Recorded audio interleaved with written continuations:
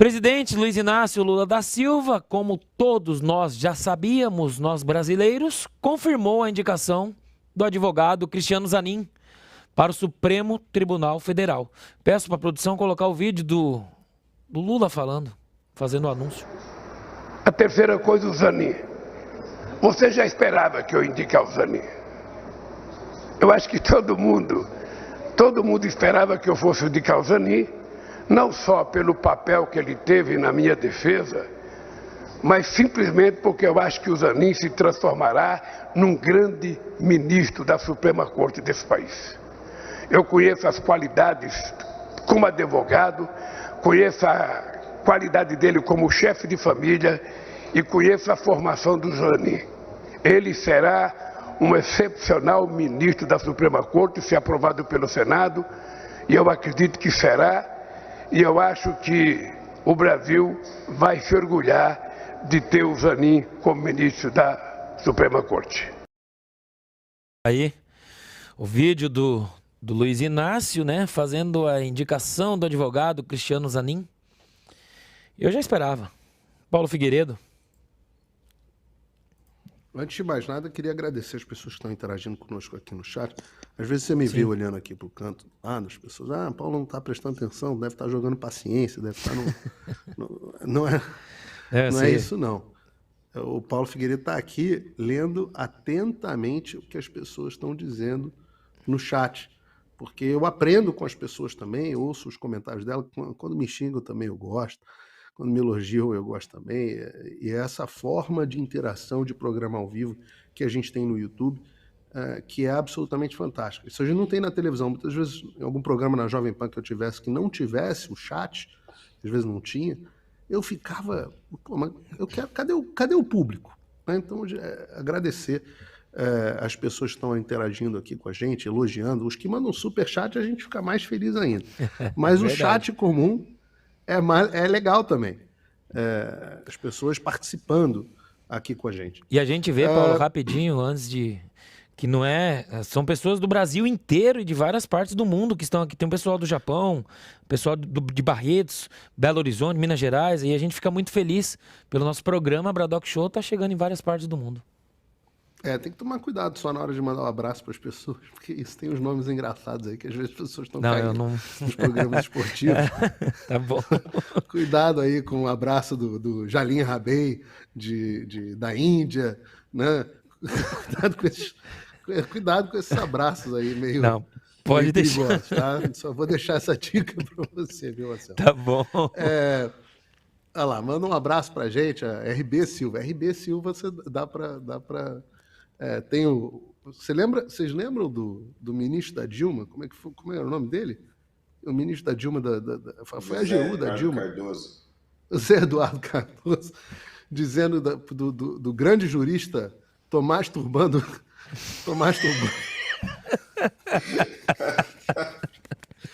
Agradecendo o jurista Tomás Turbando que assinou o pedido ali, dizendo que a Dilma era inocente.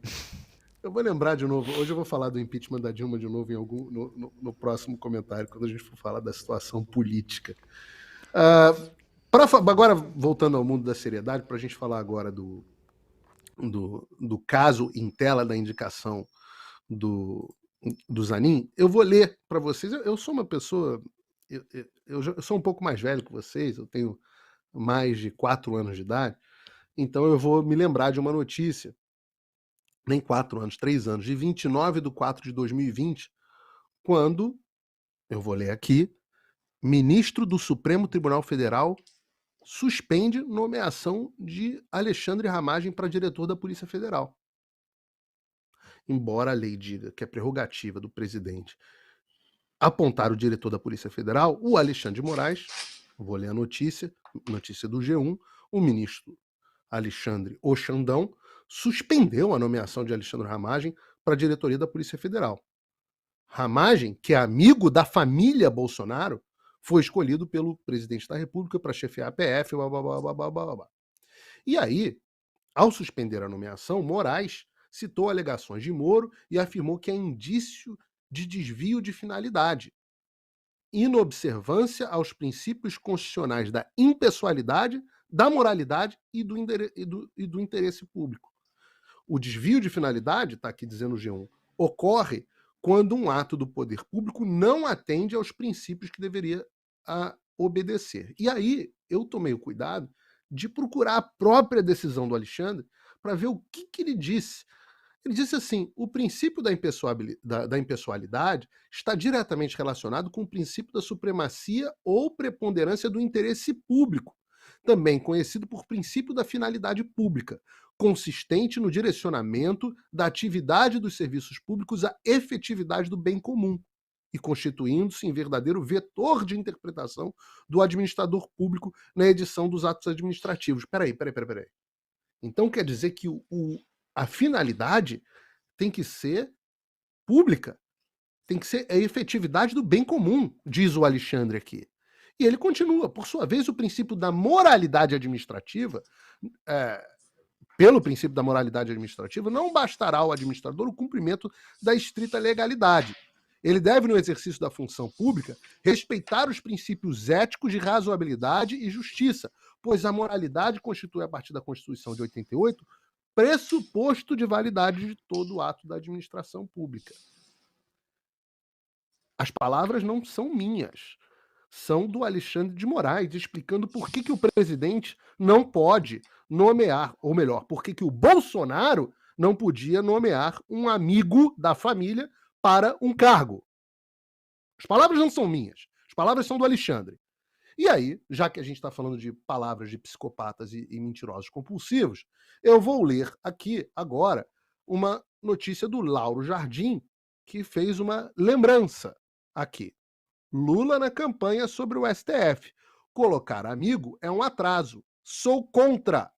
Durante a campanha de 2022, diz o Lauro Jardim, Lula, que acaba de indicar o seu próprio advogado Cristiano Zanin para uma vaga no STF, condenou com veemência as nomeações de amigos para a Suprema Corte.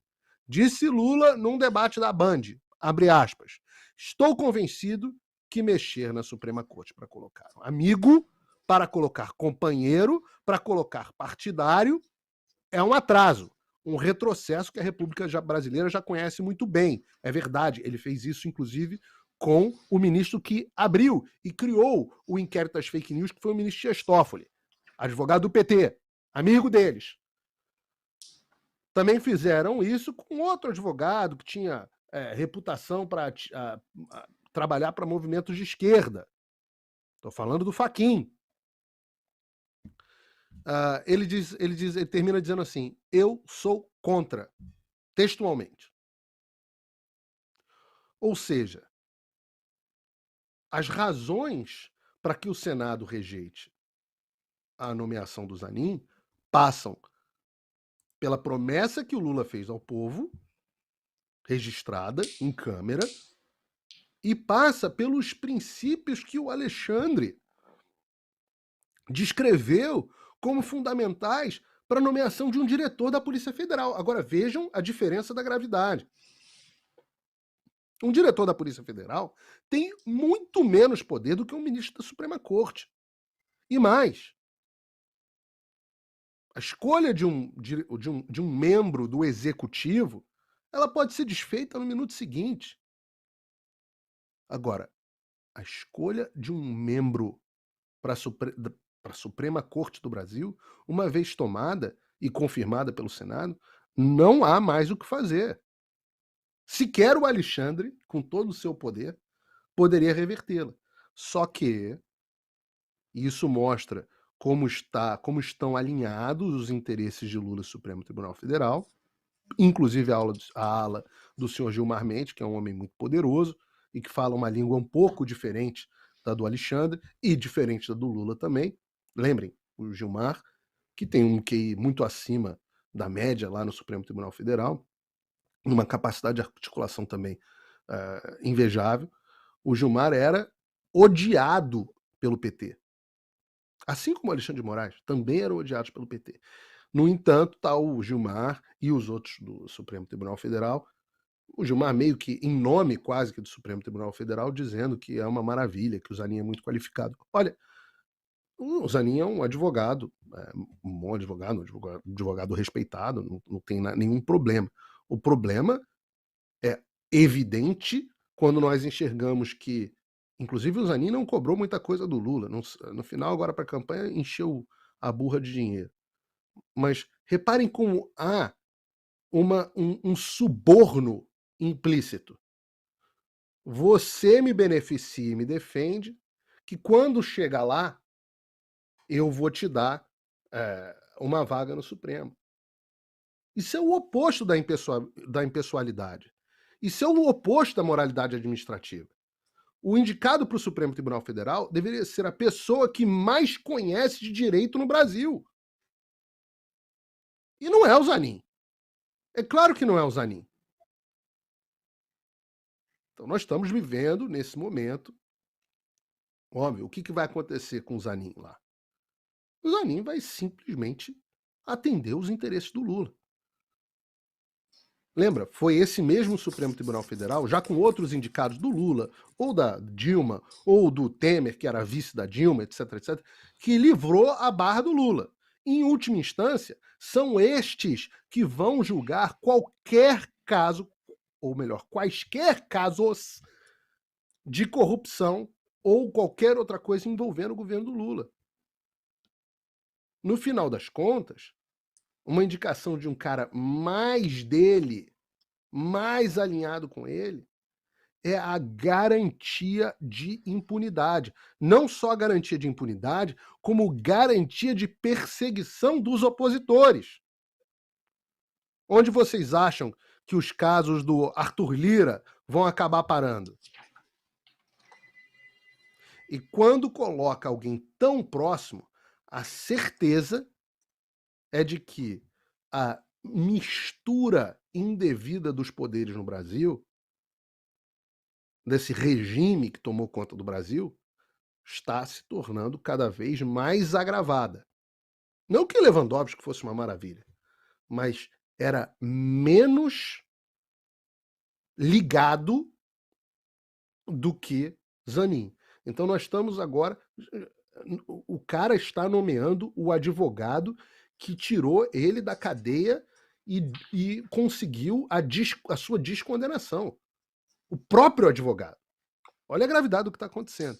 Então, será que o Brasil vai virar Venezuela? Falou assim, você não está prestando atenção no que está acontecendo? A cada dia que eu venho aqui é um passo em direção à venezuelização do Brasil. E esse é um passo grave com consequências muito graves.